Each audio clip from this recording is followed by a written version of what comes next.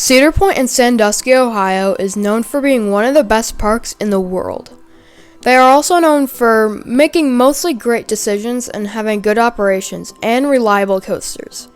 But sometimes they get a coaster that has a bad opening and is unreliable from the start. And that coaster is Top Thrill 2. You might have heard about it by now.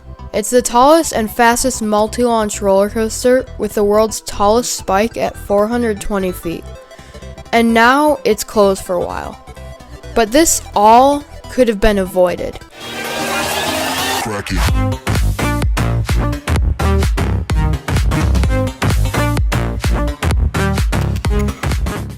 Top Thrill 2 is the brand new Zamperla coaster that opened with the park this year. And just about a week after it opened, the park announced that it would be closing for an extended amount of time. At the time, people thought that it would reopen soon because it started testing, but to this day it is still closed with no sign of reopening anytime soon. But it hasn't always been like this. Let's rewind back to 2002. Cedar Point announced that they would be opening the world's tallest and fastest roller coaster. They would hire Intamin to do the job because of how good they did with Wicked Twister a year earlier, and Accelerator also a year earlier. It would use Intamin's new hydraulic launch system, which could get the train up to very high speeds in a very short amount of time. A hydraulic launch uses pressurized hydraulic fluids, usually water or oil. There are two pistons, a thinner one and a thicker one. The thicker one is pushed down at a certain force to cause the thinner one to be pushed up at a faster speed and a higher force. This is why Top Thrill Dragster could get from 0 to 120 miles per hour in just 3.8 seconds. This was used by Intamin on Accelerator at Knott's Berry Farm first. And when they tested it, one of the test runs was set to over 100 miles per hour to see if the system was really capable of it. And when it reached that speed, Cedar Fair and Intamin knew that it was time to start Top Thrill Dragster. But even though this launch system sounded so great, just like many things, it came with its own problems, which led to hydraulic launch coasters being very unreliable, and some like Top Thrill Dragster being so unreliable that you were considered lucky if it didn't break down in line at least once. And that was if it even opened at all that day. After 18 years, Cedar Point probably was realizing by then that something needed to change, because they can't have one of their most popular coasters being closed all the time. But they just didn't know when to do it. They also thought that they could try to wait and see what happened. But everything was fine until August 15th, 2021. I'm not going to go into too much detail about this because you've probably heard the full story many times. When a woman was waiting in line, she got hit in the head by an L-shaped bracket from the train as it was slowing down on the brake run. There haven't been any updates on this since then, but hopefully she's doing okay. This led to the park announcing that it would be closed for the entire 2022 season, and that's when the speculation began. At that point, most people just thought it was going to be removed because it was the final straw for Cedar Point. But there were also people saying it still might reopen. And we knew that that was the answer to the question on September 6, 2022.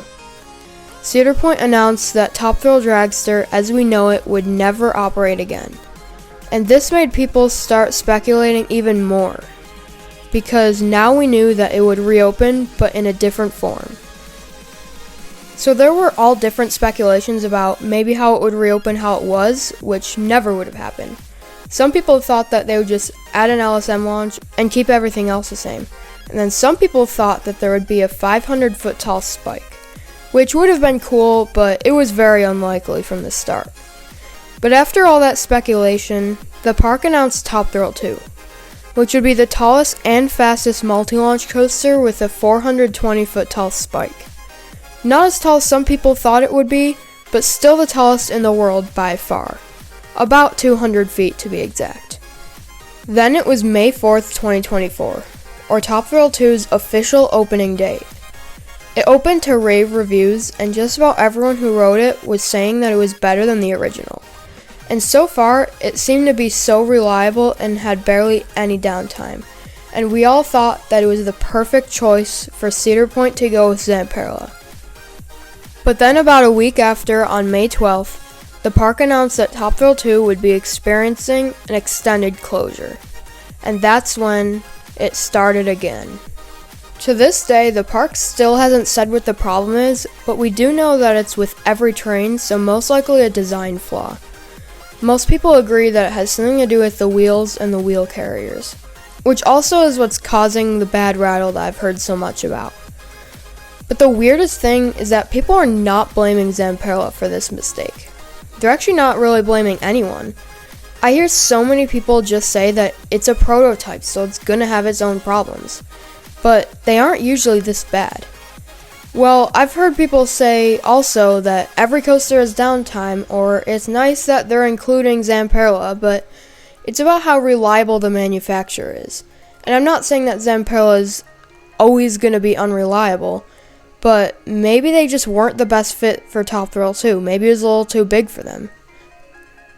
And to the people who say Intamin is just as bad with their prototypes, all of their models with new trains probably had some problems, but not really this bad.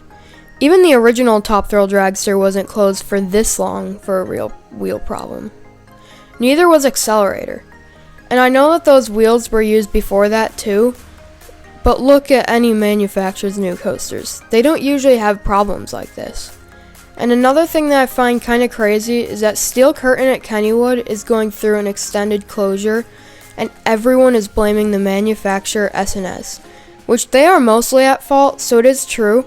But with Top Thrill 2, everyone is just saying that it's a new coaster model, and every new coaster model has its problems. But at the time, S&S only made Steel Curtain and Max Force, and they are the only two in that coaster model.